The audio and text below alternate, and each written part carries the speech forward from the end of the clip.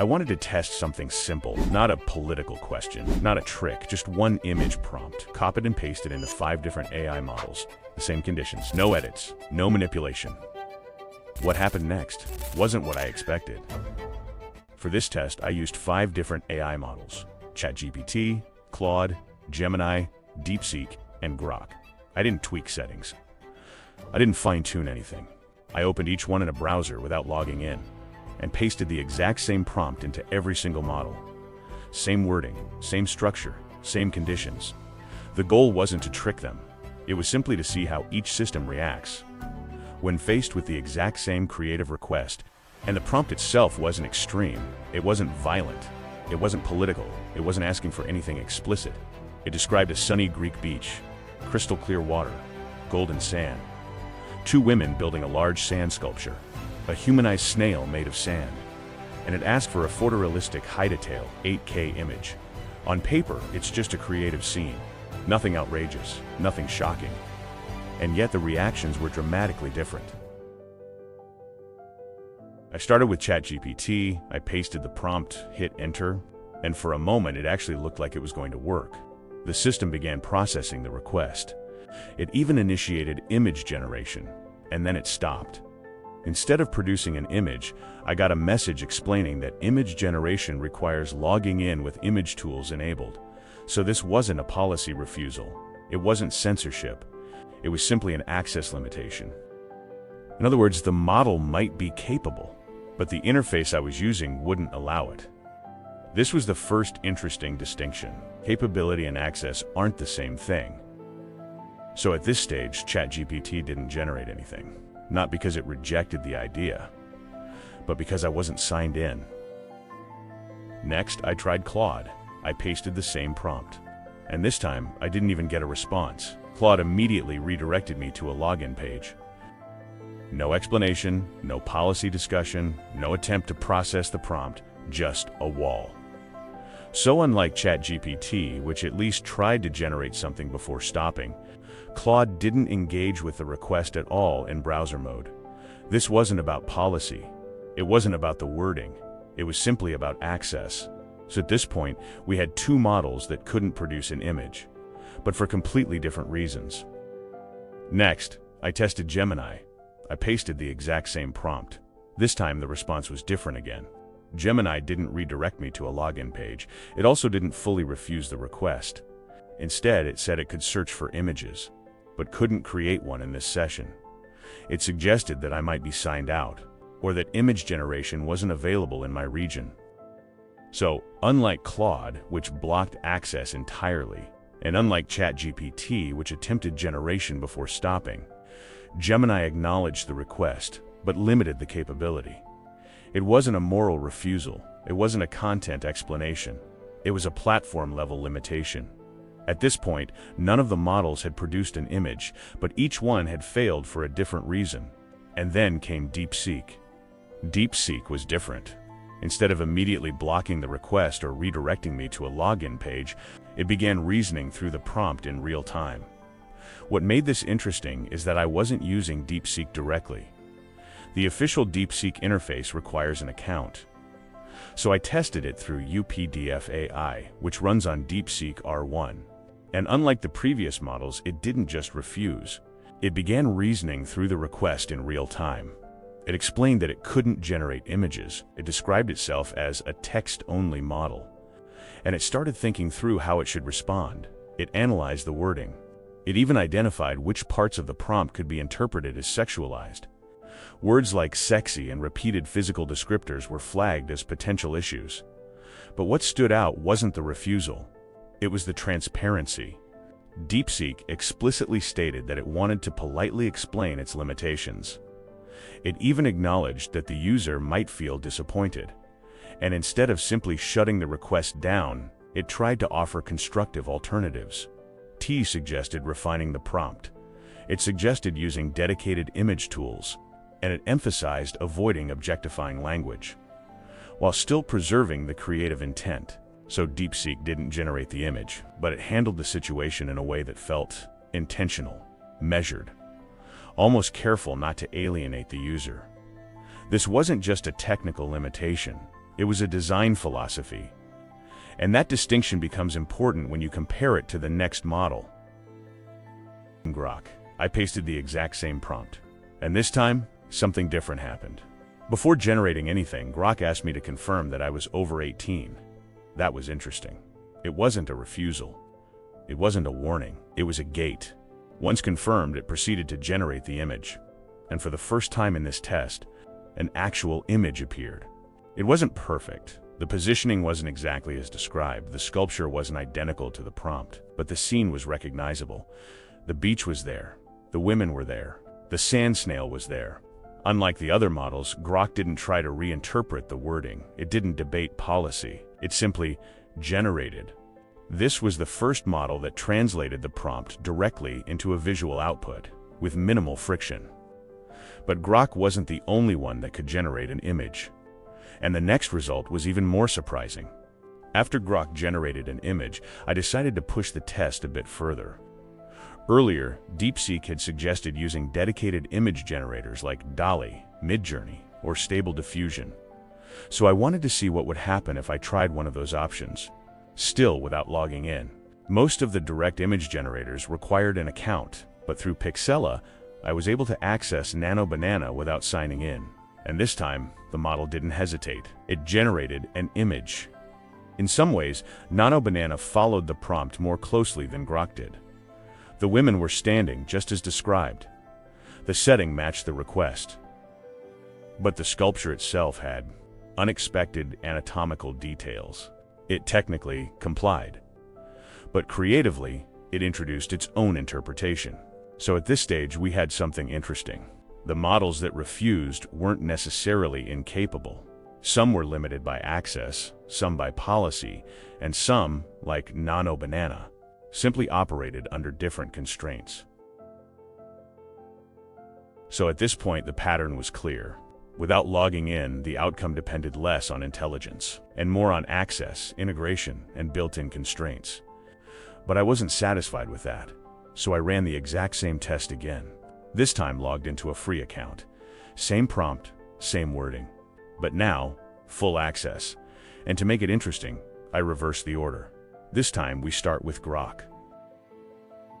So I started the second round with Grok, this time fully logged into a free account. I pasted the exact same prompt again. No edits, no changes. Just like before, Grok asked me to confirm my age. And once confirmed, it generated the image. Interestingly, logging in didn't fundamentally change Grok's behavior. It didn't become more restrictive. It didn't become more permissive. It simply generated the scene, with the same strengths and the same imperfections as before. The composition was close to the prompt, not identical, but clearly aligned with the request. So for Grok, access wasn't the issue. Policy wasn't the issue. It was simply willing to interpret the request and move forward. But the real question was, would logging in change anything for the models that previously refused? Next up, DeepSeek. Next, I logged into DeepSeek directly. In the first round, I tested it through UPDF AI, which runs on DeepSeek R1. But this time, I wanted to see how the official interface would respond. I wanted to remove that variable completely. I used the exact same prompt again, same wording, same structure. And once again, it refused. This time explicitly citing content policy restrictions. So I asked it to be specific.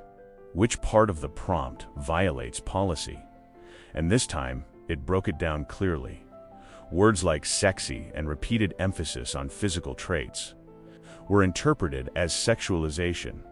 So I asked it to rewrite the prompt in a compliant way. It removed the sexualized wording. It neutralized the descriptions, and it produced a cleaner, policy-safe version. Then I asked it to generate the image, using its own revised version. And even then, it still couldn't generate the image. This is where it gets interesting. DeepSeek wasn't confused. It wasn't inconsistent. It clearly understood the issue. It rewrote the prompt, but generation simply wasn't available, or wasn't permitted even after compliance. So in this case, policy explanation and actual generation capability were two completely separate layers. So at this point, DeepSeek had proven something important. It could analyze the boundaries, but it wouldn't cross them. Next, I tested Gemini again, this time logged in. I used the exact same prompt again. No edits, no simplifications, same wording, same structure. There was no long reasoning at first, no breakdown, just a simple statement that it couldn't create images like that. So I asked for clarification, and this time Gemini was more specific. It explained that the combination of detailed physical descriptions and swimwear was interpreted as potentially sexualized content. Not the beach, not the sculpture, the wording. So I asked Gemini to rewrite the prompt in a way that would comply with its safety rules, and it did. It removed the sexualized wording, kept the core scene intact, and reframed the description in a more neutral way. On paper, the scene was almost identical, just without the triggering language. But rewriting the prompt didn't guarantee generation. Oh, I tried one more thing. Since the rewritten prompt still wouldn't generate an image in the previous conversation, I opened a completely new chat and used the safer version of the prompt from the start. No sexy, no emphasized body descriptions, just the neutral version of the scene. And this time, Gemini actually generated something. The beach is there. The sculpture is there. The two women building the sand snail are there. But the result is a little strange. The composition is close to the original idea, but it feels noticeably different from the photorealistic scene we started with. And interestingly, it didn't go to the extreme we joked about earlier, like putting the women in winter parkas on the beach. Instead, it generated something that technically follows the safer prompt, but still shows how the model interprets the scene in its own way. Just to be sure this wasn't a one-off result, I regenerated the image a few more times, and each time the outcome was slightly different, but equally strange in its own way. The setting stayed consistent, the sand sculpture stayed recognizable, but the interpretation kept drifting. It wasn't broken. It just wasn't predictable either. Next, I logged into Claude. Just like before, I pasted the exact same prompt, but here, something important became clear. Claude simply doesn't generate images. Even in a logged-in session, it remained a text-only system. Instead of attempting generation, it suggested external tools like Midjourney, DALL-E, or Stable Diffusion. So in Claude's case, this wasn't about policy, it wasn't about wording, it was about scope. Claude isn't designed as a multimodal image generator. It's a reasoning model first. Finally, I went back to ChatGPT, this time logged into a free account. I used the exact same prompt again. Just like before, it attempted generation and then stopped. The guardrails flagged the wording as potentially sexualized. So I asked a simple question. Which part of the prompt violates the guardrails? This time, the answer was clear. It wasn't the beach, it wasn't the sculpture, it wasn't the bikinis. It was the repeated use of the word sexy. Then ChatGPT mentioned what is allowed and suggested the fix. Make the prompt acceptable by removing the sexualized wording. So I asked ChatGPT to rewrite the prompt so it would comply with its own rules, and then generate the image using the revised version. It removed the sexualized adjectives, kept the core scene intact, and reframed the description in neutral language. Again, image generation started, but this happened before. Is this time different? Will we get an actual image? Or maybe another guardrail? Then we see the message, sculpting an epic sand snail, followed by a blurred image. Wow, this might actually work. A few seconds later, an image was revealed. It worked. Same beach, same sculpture, same overall idea, just different wording. The model didn't change. The intelligence didn't change. The language did, and that was enough. At this point, something became clear. The difference wasn't raw intelligence. It wasn't creativity. It was interpretation. The same idea, expressed with slightly different language, produced completely different outcomes. Not because the models changed, but because the boundaries did. Even Grok wasn't perfectly consistent. I regenerated the images a few more times. The first attempt was blocked due to sensitive content policy, but the following ones were much closer to the original vision. In some cases, more quotes were used. In others, the point of view covered what could be considered sensitive. But remember, using the original prompt with Grok generated 2 sets of 2 pictures and only verified age. The issues appeared at regeneration of those images. The sculpture is in most of the images fine, not respecting the prompt like ChatGPT did, and in others at least weird. I'll let you enjoy these while we wrap up with the final conclusion. In the end, this wasn't really about which model is better.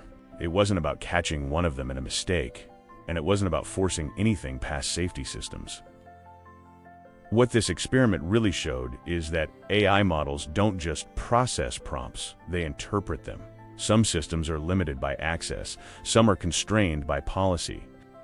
Some explain their reasoning in detail, and some simply generate images.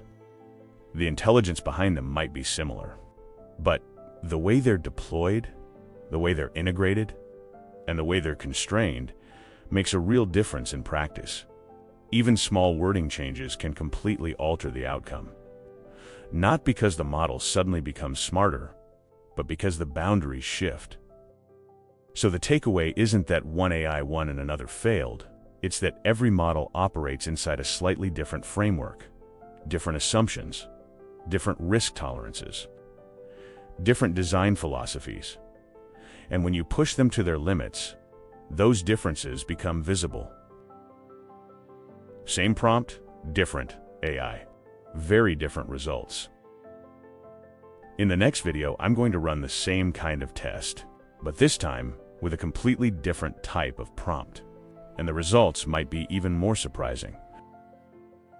If you're curious how far these systems really go, stick around.